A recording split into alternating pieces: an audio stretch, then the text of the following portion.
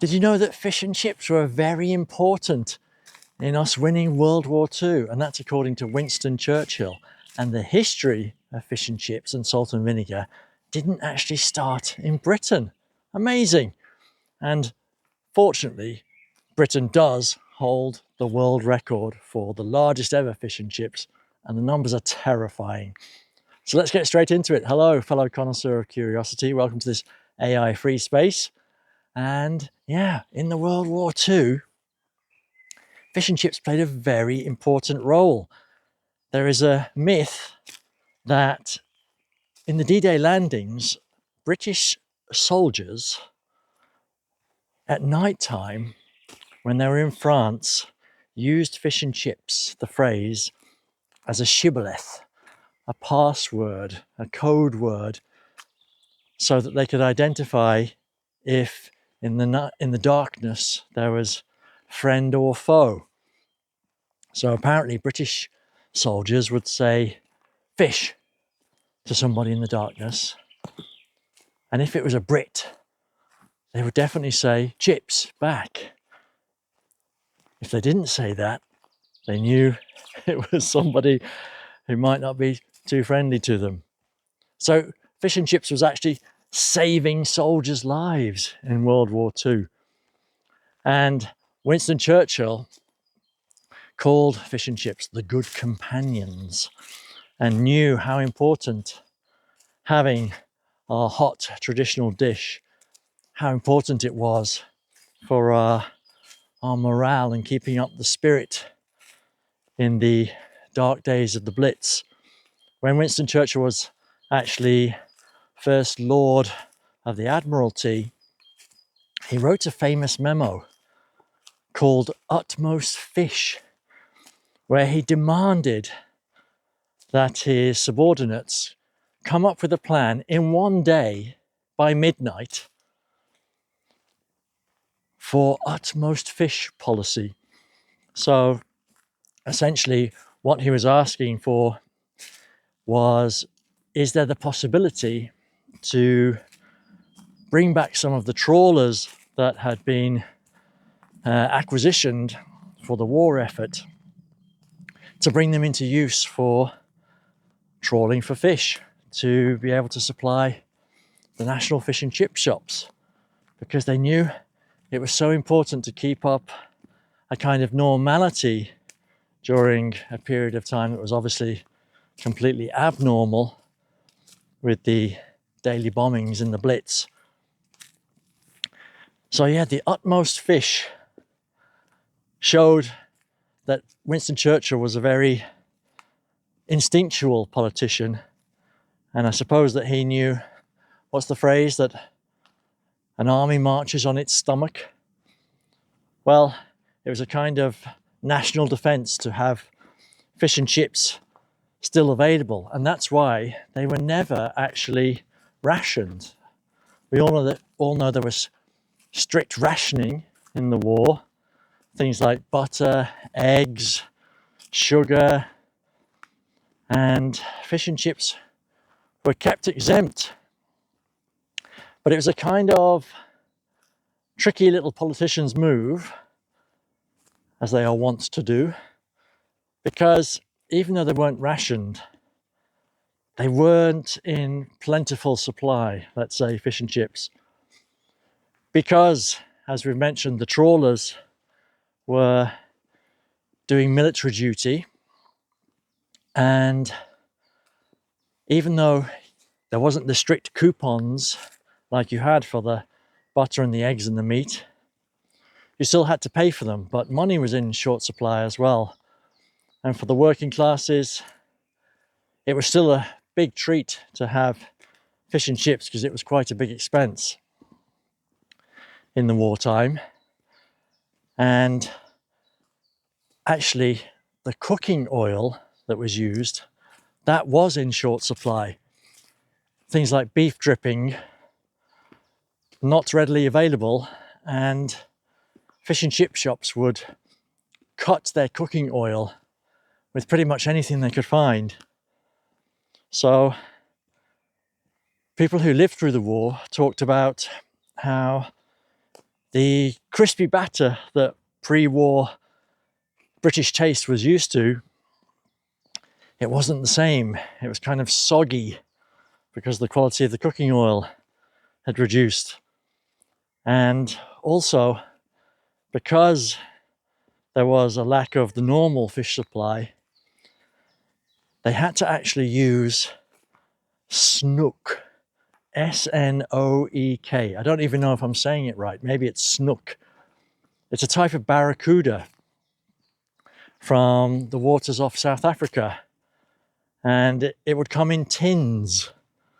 So you can imagine the snook, and sometimes shark as well, which is not as tasty as cod or haddock or plaice, in a soggy batter. It's not quite the delicious fish and chips that we are used to these days. But still, the ministers in Churchill's cabinet, they knew that the fish and chip shop was a great leveller, a societal leveller, in the fact that you could have working classes, office workers, and all types of people queuing together. And that was a kind of good visual symbol that normality was still in place. So, fish and chips won us the war. It wasn't the Spitfire. But the history that I mentioned is a European mashup. So it all started, believe it or not, in Spain. Because the Sephardic Jews in Spain and Portugal were living under oppression of the Spanish Inquisition in the 17th century. And they were hiding in plain sight, pretending that they had converted to Catholicism. And actually, one of their traditions to keep their Jewish faith alive was their pescado frito, which they would fry on a Friday in a batter of flour, and how we know. And it was delicious enough and fresh enough in that format to still be eaten cold on Saturday. These Sephardic Jews were called marranos, and they were the hiding Jews, as I say, hiding in plain sight. But eventually they moved to other places like Amsterdam and London. And when they arrived in London, they brought their Spanish culinary tradition with them and started selling it in food markets to a very grateful public, because London was full of labourers and workers, and they lived in lodgings which didn't have kitchens. So the street food, as we call it today, was great for a hungry mouth. The hot fish with the crispy batter and the lovely salt. But those Sephardic Jews in Spain would squeeze some lemon on it to brighten the taste. But in 17th century London, lemons were incredibly expensive and a luxury item. So what could they replace it with? This is the genius part. Britain was a nation of brewers, and a byproduct of fermenting the beer was malt vinegar. It was on every street corner and it was dirt cheap. So vinegar had actually been used for a long time in Britain as a cleanser, hygienic purposes, and also for preservation. Street food vendors had actually been using this salt and vinegar on eels and baked potatoes, things like that, that the British or London public were already used to. Sephardic Jews selling in street markets started using malt vinegar. So that's where the fried fish and salt and vinegar properly started. And then in 1860, Malins of Bow in London was the first known fish and chip shop that sold the fried fish, the British malt vinegar, and hot fried potatoes all together for the first time under one roof. There had been fried fish markets and there had been potato houses selling hot potatoes, but never before had the two been put together. Joseph Marlin, absolute amazing entrepreneur. 1860 it opened and it shut in 1970. Went more than a century and then it got torn down when there was urban renovation. What a shame. But nowadays, the fish and chips industry in the UK is worth, how much do you think, every year? £1.2 billion. Absolutely incredible. There are 10,500 fish and chip shops, and there's only about 1,200 McDonald's and about 870 KFCs in England. So support your British chippy. They're still doing well, but they are depleting greatly. In 2024, there was a 30% drop, 30% drop in national sales of fish and chips in the UK. A terrible, dire situation. Because those 10,500 fish and chip shops are deep frying 382 million portions every year, which means that the average person in Britain eats about 6 bags of chips every year, which I thought was a bit low, because I can eat 6 bags of chips in a month, possibly a week. How about you? And what do you have with your fish and chips? Do you have HP sauce like a true Brit? Or please don't tell me you have mayonnaise. It's not British. Or do you have Tommy K? Personally, I don't have anything. I just enjoy the fish and chips unadulterated. Sometimes I will have mushy peas. And when I was younger, I actually didn't have the fish, I have to say. I would always go for a battered sausage.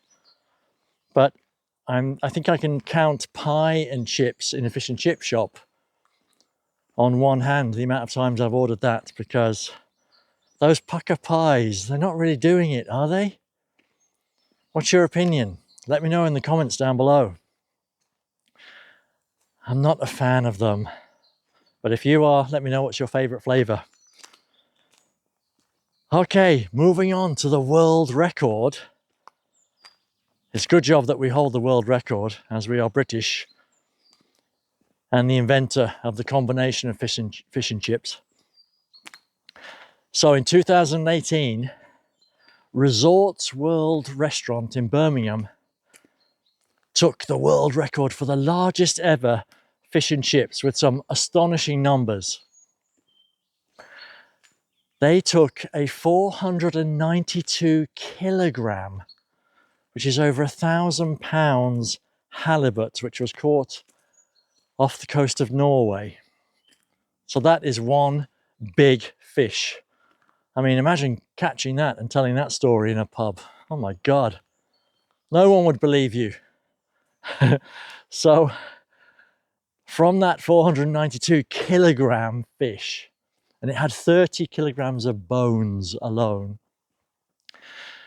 they had 2 teams of chefs, and one team cooked when it was raw, it was 23.87 kilogram fillet of halibut.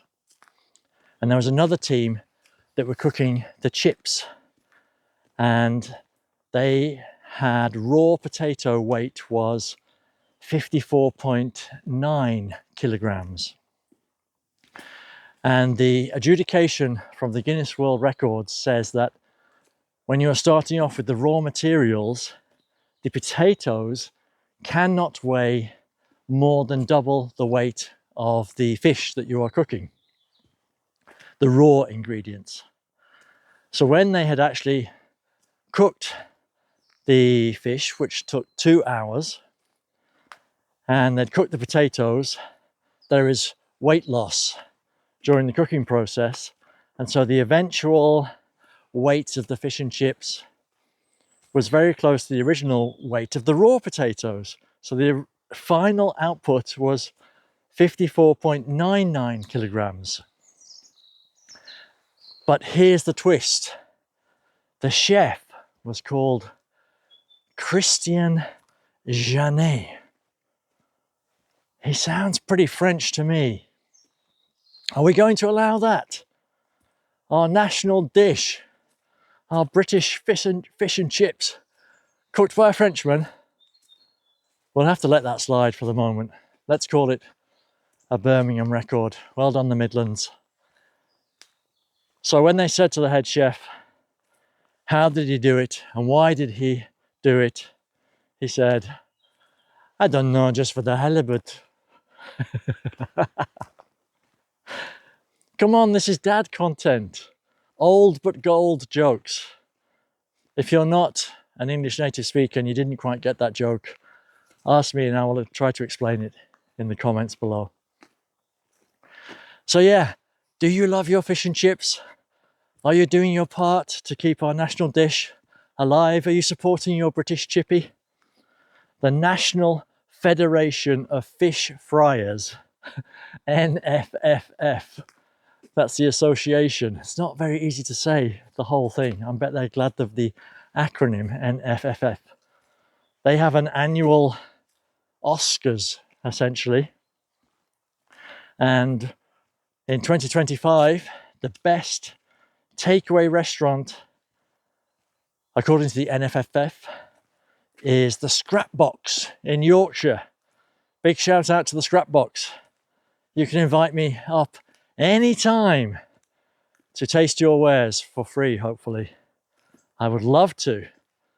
What are you doing that got you the incredible prize of the best takeaway fish and chips in the UK? That is some accolade.